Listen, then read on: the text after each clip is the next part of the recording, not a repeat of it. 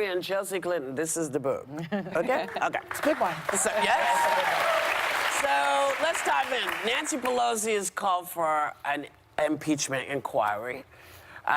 You support it. What's the biggest reason you think now's the time to do it, and that it's the right thing to do now?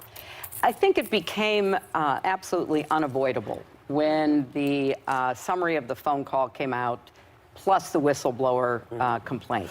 And the reason for that is, you know, people can argue back and forth about what he might have done or what we think he did on a range of other issues.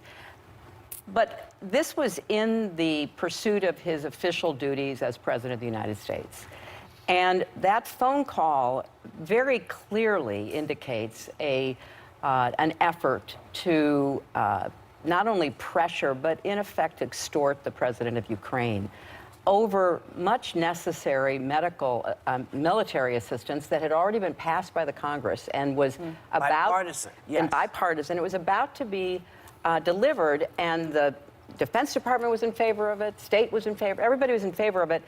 And then the day after Mueller testified, the president does what he did, holds up that aid, calls the president of Ukraine, and in effect said, yeah, we want to help you, though we have a favor to ask. And I think that pierced through the American consciousness about everything that's been going on for the last, 2+ years.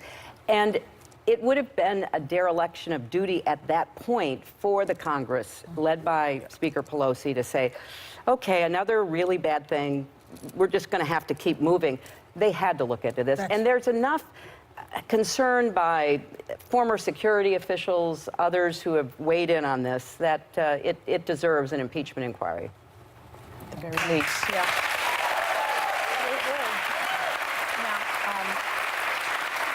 Chelsea, you set Twitter on fire last week after President Trump called the impeachment probe and whistleblower complaint the greatest scam in the history of American politics. And you tweeted this, yes, comma, you are. Which I love, personally.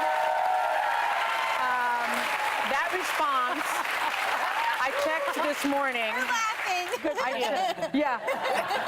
I checked this morning. By this morning, it had over 260,000 likes. It had over 38,000 retweets. Now, we know Trump can be really relentless with his Twitter attacks. Were you at all concerned about sort of poking that bear? No. No.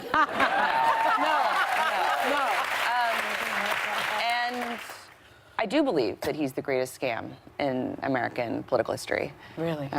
Yes. So, I mean, I think his whole life has been a scam, and I think, unfortunately,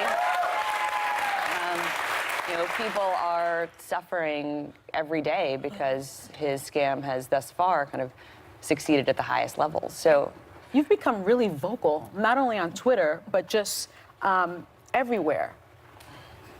Did you make a conscious decision? It's genetic. It is genetic. It is genetic, but I've seen a change. I'm so proud of my mom. I'm very biased toward her. Yeah. And love her very much and feel very protective of her, although I know she doesn't need me to be. But really, my most important role now is as my kid's mom. I have a daughter, Charlotte, who just turned 5 last week, a son, Aiden, who's 3, and baby Jasper, who's just 2 months old. And yeah, he's very mushy. And I think about the country that they're living in right now, and it's not the country I want them to grow up in. We learned last night that President Trump wanted to dig a ditch at the border and put alligators in the ditch. And snakes. And snakes and shoot in the leg. Shoot migrants in the shoot leg. migrants in the leg. And, I know that... Is that real? We've long... Allegedly, those are the allegations. We've long had this, I think, tagline from Adam Sewer at The Atlantic that the cruelty is the point. I think that article came out a year ago this week. But the depths of the cruelty and the inhumanity toward migrants, towards people of color, towards our LGBTQ community. War heroes. War heroes, yes, ma'am. Women, yes, ma'am. Just is not the America that I want my kids or Abby's kids or kind of any of our kids and grandkids to grow up in. And I'm going to do everything I can to ensure that is not the America that they grow up in. Yeah.